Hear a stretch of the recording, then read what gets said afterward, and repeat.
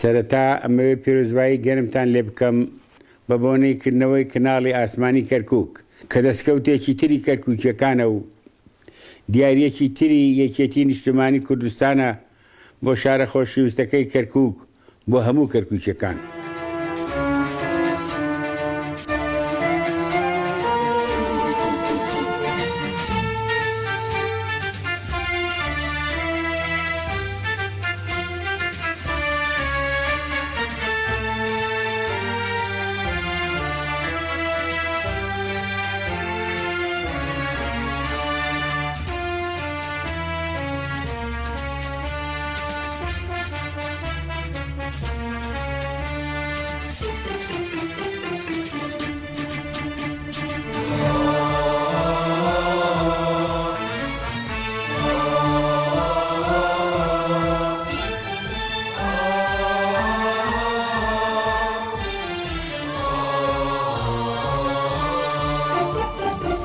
لە بۆنەی چواردەمین ساڵی دامەزرانی کەناڵی ئاسمانی کەرکووک پیرۆزبایی لە خۆم و لە بەڕێوەبەر و هەموو کادر و کارمەندانەکەم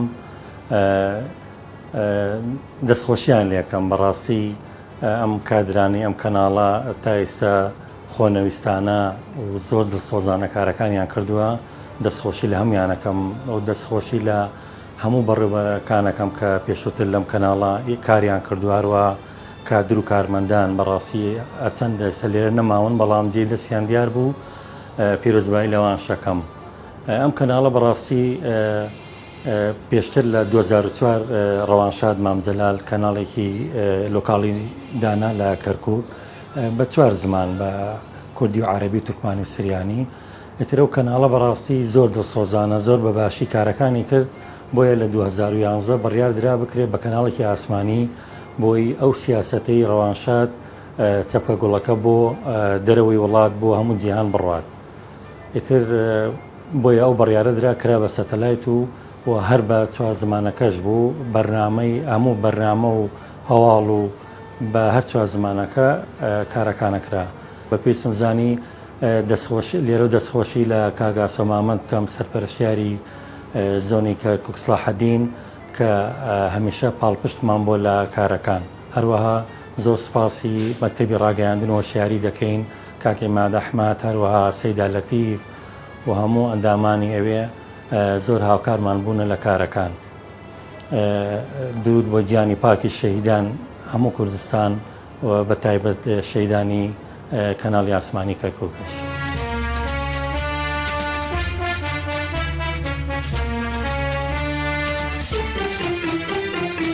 في الذكرى 14 لانطلاقة فضائية كركوك لا يسعنا إلا أن نستذكر روح الفقيد مام جلال الذي أهدى كركوك هذا الصرح الإعلامي. مام جلال أسس هذا التلفزيون من أجل أبناء كركوك جميعا، الكرد والعرب والتركمان والكلد آشرين.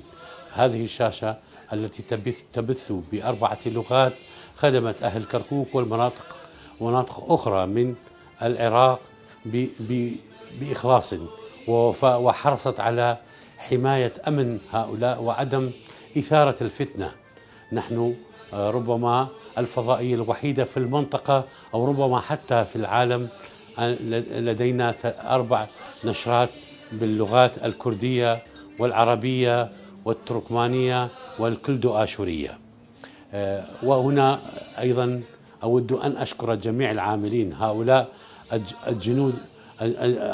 جنود مجهولين في هذه المؤسسة الذين يعملون ليل نهار وبدون كلل. وشكر جزيل لقيادة الاتحاد الوطني الكردستاني، كما أود أن أشكر الأستاذ آسو مامن على دعمه المستمر لهذا القناة، وشكرنا جزيل لمكتب الإعلام في السليمانية الذي يعطينا الكثير والكثير من أجل الاستمرار. وهنا نعاهد جميع المشاهدين وجميع متابعي شاشتنا أن نبقى على نهج الرئيس الراحل مام جلال في سياسته وفلسفته التي كان يؤكد على شدة الورد، باقة الورد في كركوك، بأننا يجب أن تكون هذه الباقة من جميع الألوان وجميع المكونات. شكرا لكم وشكرا لمتابعتكم وشكرا جزيلا لكل من عمل وقال كلمة طيبة بحق هذه الشاشة. پیرۆزبایی 14مین ساڵی دامەزاردنی کەناڵی کەرکووک لە خۆمان و لە بینەران و لە کارمەندانی هونەری بەتایبەت هیوادارم لە ماوەی ئەم 14 ساڵەیە و بێتینە مای ئەوەی کە بەرهەمی باش پێشکەش بە بینەران بکەیت. بەشی هونەری بەشێکی گرنگی ئەم کەناڵەیە و تەغزیەی هەموو کەناڵەکە هەموو بەشەکانی کە ئاکا کە پێکاتووە لە یەکەی دەرهێنان، یەکەی دیکۆر و ئینارز، یەکەی بەرهەمهێنان، یەکەی مۆنتاج، یەکەی دەنگ. ئەم یەکانە هەمووی لەژێر ناوی بەشی هونەریە کۆیانەکاتەوە و کارەکانیانەکەن. لە ماوەی ڕابردووە چەندین ئیش و ئیڤێنت و کلیپ و دیکۆمنت کراوە لەم بەشەیە. بەشێکی گرنگی کەناڵەکەیە. هیوادارم لە ساڵی تازەیە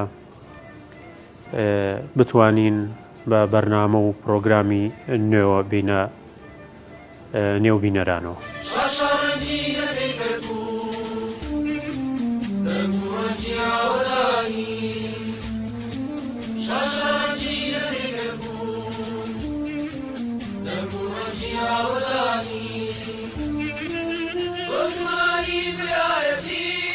مرحبا، أنا سعد ملا علي، معد ومقدم برنامج بعد الفارزة. نحن الآن في كواليس تسجيل إحدى حلقات البرنامج.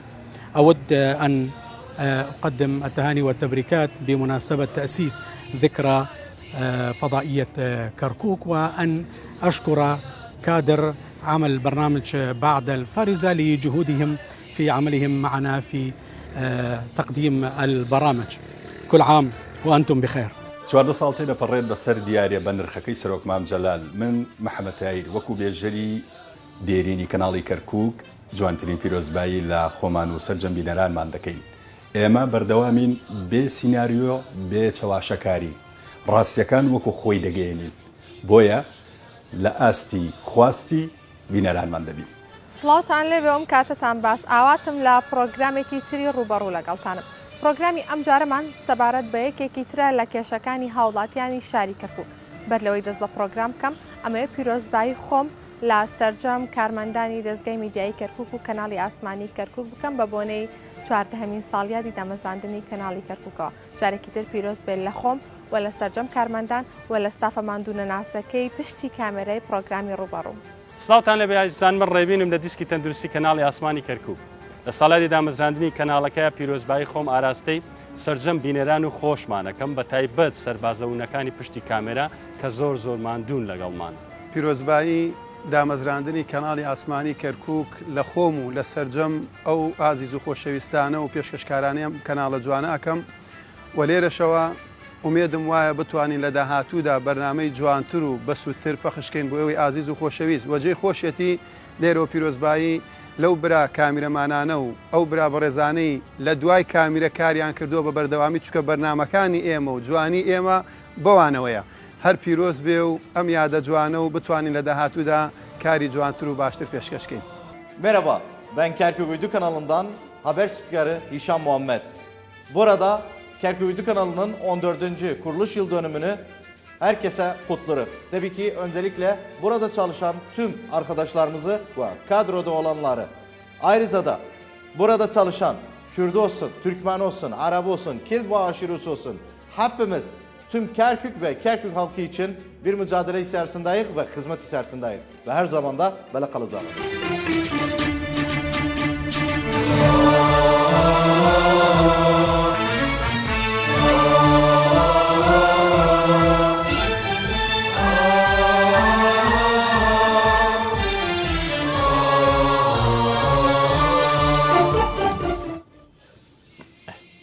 برادران بەخێر بن.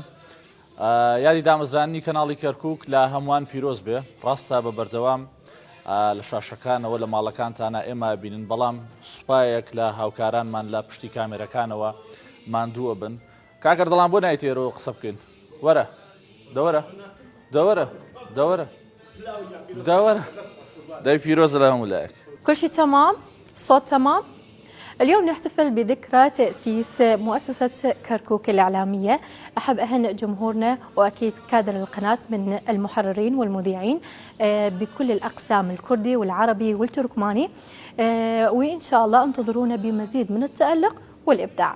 سڵاوتان لێبێ و بەیانیتان باش بە هیوام تەندروستیەکی زۆر باشتانە بێ لەگەڵتان بەردەوامە بین لە بەرنامەی بەیانی باش. ئازیزان ساڵیادی کەناڵی ئاسمانی کەرکووکتان پیرۆز بێ. ئەم ساڵیش لەگەڵتان دەبین بۆ ئەوەی جارێکی تر پلان و پرۆژەکانی بەرنامە و تەلەڤزۆن و هەموو ئەو بابەتانەی کە لە کەناڵی ئاسمانی کەرکووکەوە بڵاو دەکرێتەوە لەگەڵ ئێوە شیری بکەین.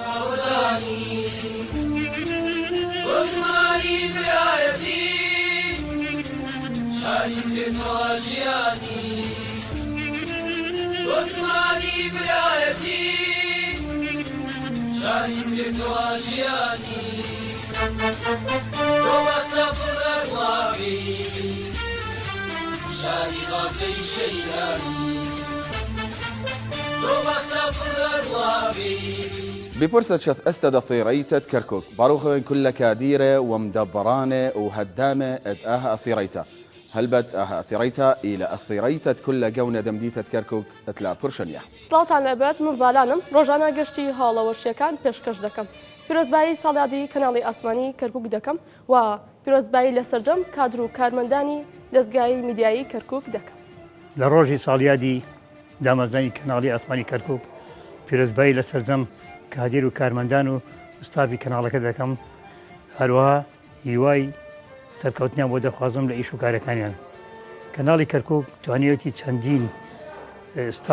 چەندین کارمەند دروستکە ئێستا لە کەناڵە جیاوازەکاندا کاری خۆیان دەکەن. پیرۆز بێ یادی کەناڵی ئاسمانی کەرکووک. أنا أجين فخر الدين بمناسبة تأسيس قناة فضائية كركوك. أحب أهني كل كوادر العاملين بها وكل عام وتأسيس قناة بألف خير. Ben Fatma Bayraktar Yıldızlar programının sonuncusuyum. Buradan Kerkük kanalının kuruluş yıl dönümünü kutlarım ve bütün işleyenlerin ve kameramanlarına diyelim hakkının kuruluş yıl dönümünüz kutlu olsun.